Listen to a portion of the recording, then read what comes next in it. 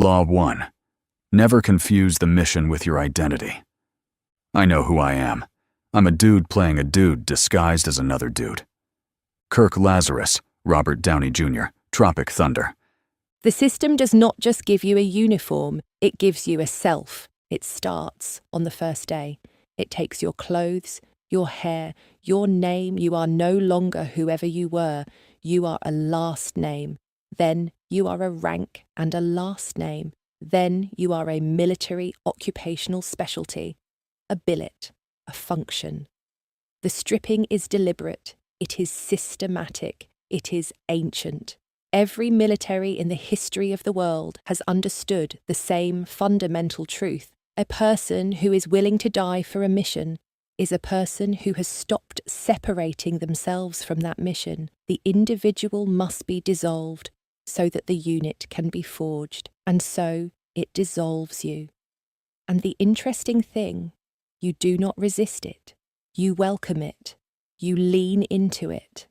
Because the thing it is offering you, a place, a purpose, a belonging that is deeper than blood, is one of the most powerful psychological experiences a human being can have. You are not joining an organisation, you are being absorbed into an identity, and it feels like coming home. The deeper you go, the more complete the fusion becomes. You are not a person who does explosive ordnance disposal, EOD, work. You are EOD. You are not a person who holds the rank of Sergeant Major. You are the Sergeant Major. The role is not something you carry. It is something you inhabit. It lives in the way you walk, talk, assess a room, and see the world. It is in your posture, in your handshake, in the way your eyes move when you enter a building. It is in the way you think about risk, about consequence, about the weight of a decision when lives are on the line. The military did not give you a job. It gave you a skeleton, and you grew your entire life around it. And for some, that fusion goes even deeper. When you are the first Black Tier 1 EOD operator in history, or the first female Special Operations Forces SOF operator, or the first in your lineage to be an airborne ranger, or the first person in your family to get out of Podunk, West Virginia, your identity is not just fused with the role, it is fused with the proof that the role was even possible. Every time you walked into a room, you were not just doing a job, you were the answer to a question that had never been asked before. Your existence in that position was the argument. The weight of that is not something you can put down at the end of the day. It is not something that stays in the team room. It becomes the architecture of yourself. Warrior, leader, pioneer. These are not three separate things. They are one thing. They are you. This is not a flaw. It is a feature. It is the thing that makes the U.S. military the most effective fighting force in the history of the world. A person who has fused their identity with the mission will do things that a person with a job will not. They will run toward the thing that everyone else is running from.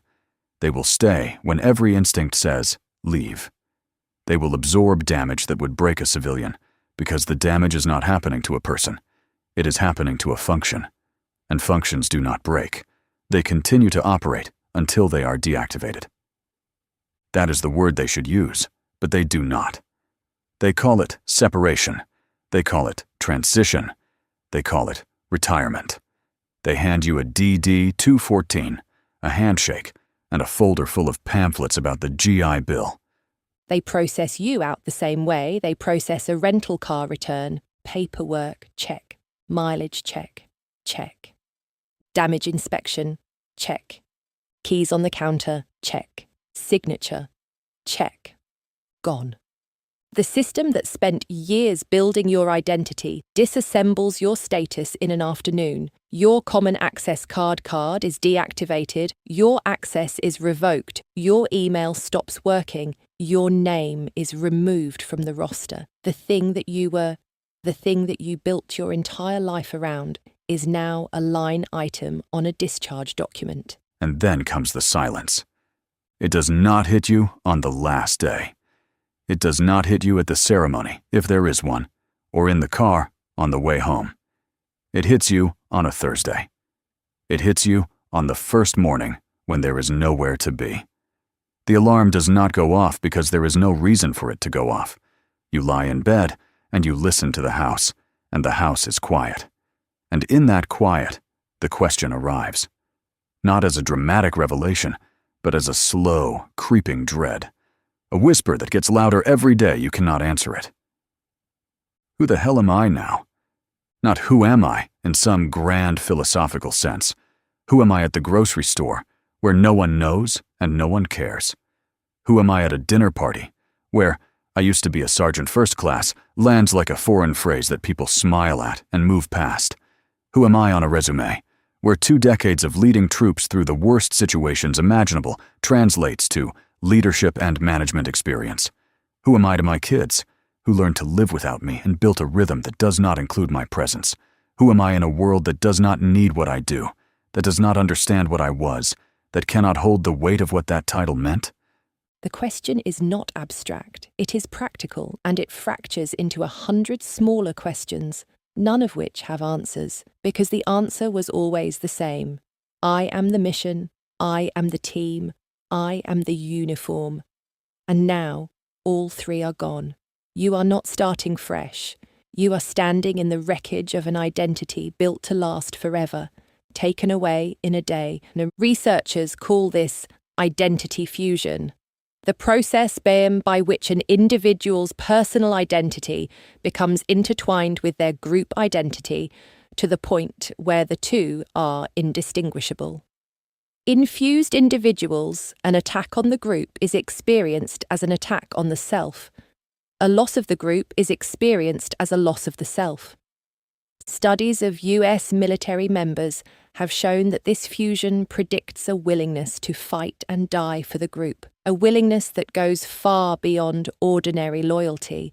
It is a visceral, physiological sense of interconnectedness, not a belief, but a state of being. The military cultivates this state deliberately because it produces warriors who will do extraordinary things. What it does not do is uncultivate it. There is no process for diffusing an identity. There is no training for learning to be a normal person again. The system that built you does not know how to unbuild you. That part is your problem, and the data tells you exactly how big that problem is. According to the VA's own reporting, the suicide rate among veterans in the first year after separation is 46.2 per 100,000.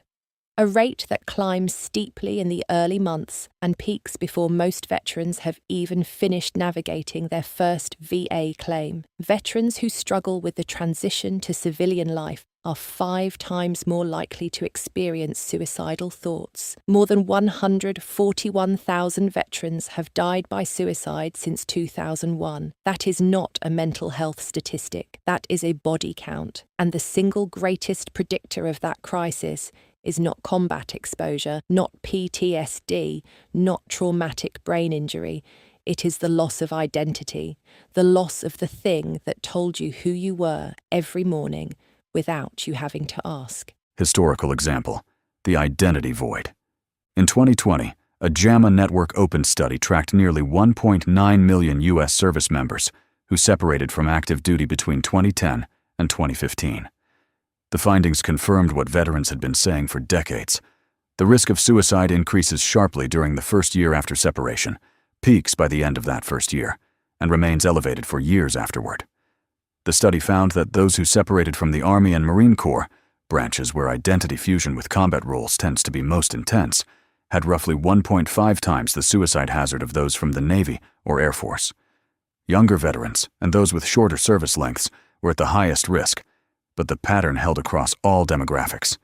The researchers noted that the transition period represents a uniquely vulnerable window, one that the existing support infrastructure, a 6-day transition assistance program TAP class, and a folder of pamphlets, was not designed to address. The study did not use the word identity. It did not need to.